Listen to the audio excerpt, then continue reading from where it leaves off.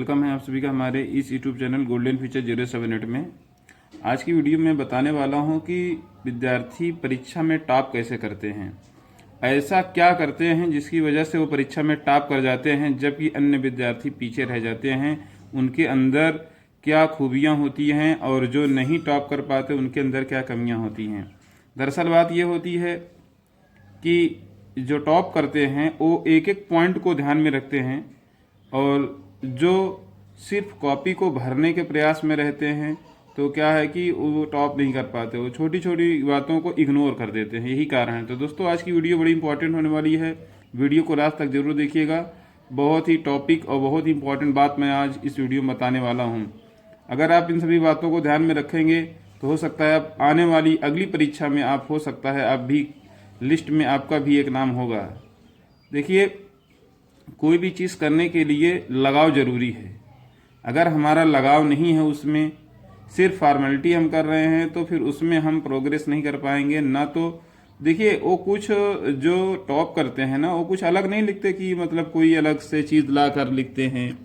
हाँ, कुछ चीज़ें ऐसी होती हैं जैसे कि आप देखे होंगे कि जैसे आपने प्रार्थना पत्र लिखा, ठीक है, तो सेवा में प्रधानाचार्य या जिसको भी आपने लिखा, उसके बाद वहाँ पर जिले का नाम, जो जनपद होता है जिला।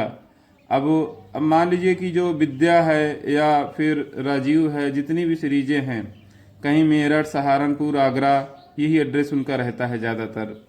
तो जो विद्यार्थी अन्य होते हैं वो क्या करते हैं कि जब वो लिखने लगते हैं तो वही मेरठ, सहारनपुर या आगरा ही उसको डाल देते हैं।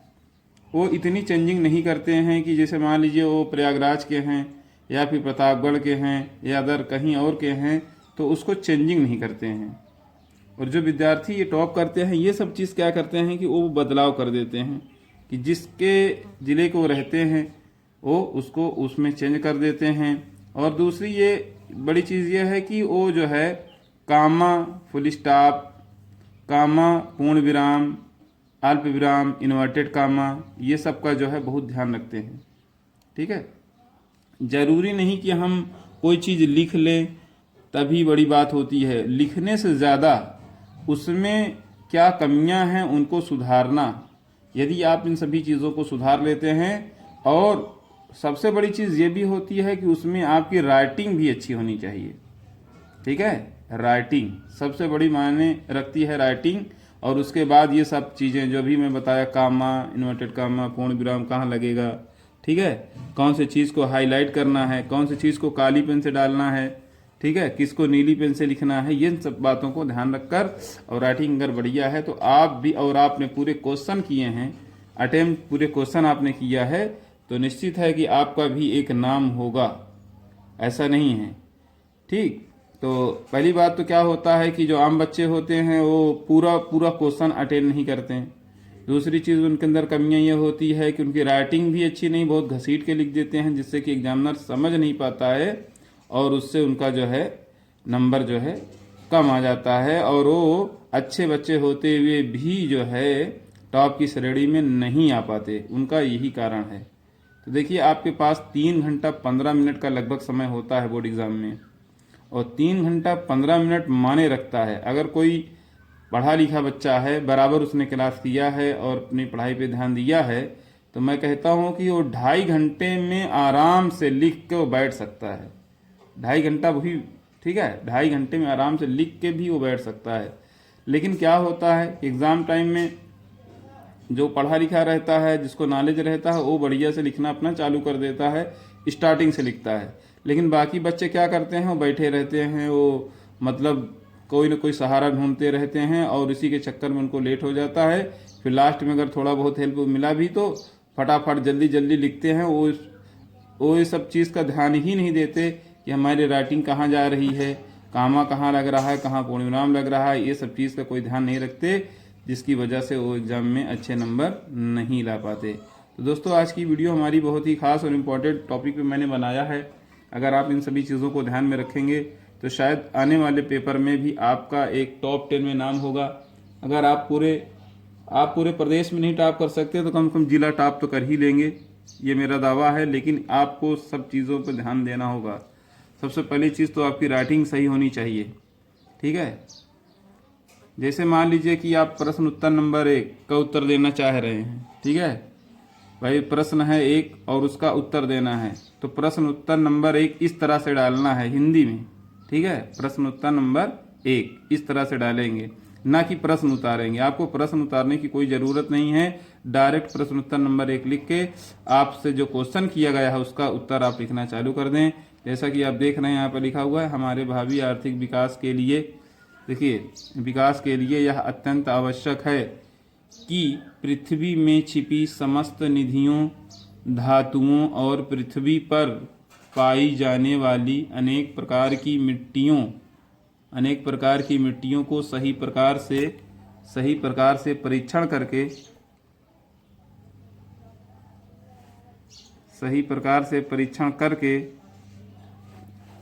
करके उनकी उपयोगिता के बारे में जानकारी प्राप्त की जाए, ठीक है। इस तरह से बिल्कुल साफ सुथरा लिखा रहना चाहिए, ठीक।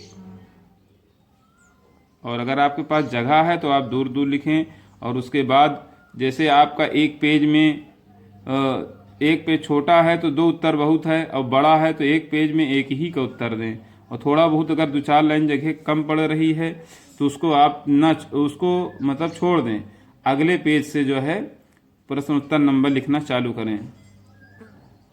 इससे क्या होता है, एग्जामिनर की नज़र आपके हर क्वेश्चन पर पड़ेगी, हर क्वेश्चन के उत्तर पर पड़ेगी, और जिससे आपका मूल्यांकन कभी छूटने नहीं पाएगा, ठीक है। आपका मूल्यांकन कभी छूटने नहीं पाएगा और आप अच्छे नंबर लेकर आएंगे। लेकिन आपके पास जगह होने के बावजूद भी आप उसी में सबको रख रहे हो, तो एग्जामिनर समझ नहीं पा रहा है, या नंबरिंग में आपने कोई गड़बड़ी कर दिया, ठीक है, तो उस वजह से भी नंबर कम आ जाते हैं। भाई, टॉप करने के लिए मेहनत की भी ज़रूरत है, हमें मन लगा के पढ़ना भी होगा और राइटिंग पे ध्यान देना होगा। एक टाइम टेबल बनाना होगा कि किस टाइम पढ़ना है, किस टाइम उठना है, किस टाइम बैठना है, किस टाइम सोना है, इन सब बातों का भी ध्यान रखना है हमको, ठीक है। तब जाके हम अपनी ऊंचाइयों बुलंदियों को छू पाते हैं, ठीक है। तो ये सब बड़ी चीज़ माने रखती है। इसलिए दोस्तों देखिए, प्रश्न उत्तर नंबर 2 हमने बताया है, यहाँ पर इसका उत्तर कैसे दिया गया है। राष्ट्र के निवासियों का सतत रूप से चलने वाला जीवन नदी के समान है। जिस प्रकार नदी के निरंतर प्रवाहित रहने के कारण उसका प्रवाह बीच बीच में डेल्टा छोड़ता चला जाता है, ठीक है, उसी प्रकार राष्ट्र के जन भी अपने कर्म एवं परिश्रम के द्वारा अपने राष्ट्र में विकास के अनेक पदचिन्ह छोड़ जाते हैं। इस प्रकार घातों के निर्माण का आशय विकास के पदचिन्ह से है। इसमें कोई घातों के निर्माण का आशय क्या है प्रश्न था, तो इसका उत्तर जो है मैंने दिया है। इसलिए देखो यहाँ पर इसको काली पेन से हमने लिख दिया, घातों के निर्माण का आशय विकास के पदचिन्ह से है। और उसके बाद प्रश्न उत्तर नंबर 3 भी देख लें आप कि किस तरह लिखा गया है। प्रश्न उत्तर नंबर 3 यह है कि लेखक के अनुसार संस्कृत के सौंदर्य में ही जीवन का सौंदर्य छिपा हुआ है। लेखक के अनुसार संस्कृत के सौंदर्य में ही जीवन का सौंदर्य छिपा हुआ है। इसका कारण यह है कि श्रेष्ठ संस्कृति अर्थात विभिन्न रूपों में सामने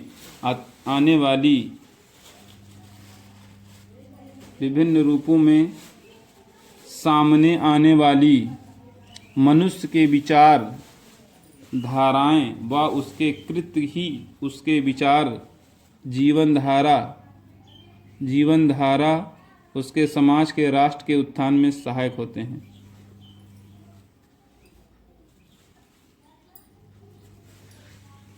तो दोस्तों आज की वीडियो हमारी बहुत ही इम्पोर्टेंट रही है। अगर आप इन सभी नियमों को अपने ध्यान में रखेंगे तो मानी सी चीज़ है कि आप आने वाले पेपर में या फिर किसी को आप गाइडेंस करके उसको भी सफलता दिलाने में बहुत बड़ा हाथ रहेगा आपका। तो इसलिए दोस्तों वीडियो अगर पसंद आई हो, वीडियो को लाइक सब्सक्राइब ज़रूर करें और वीडियो को आगे तक बढ़ाएं।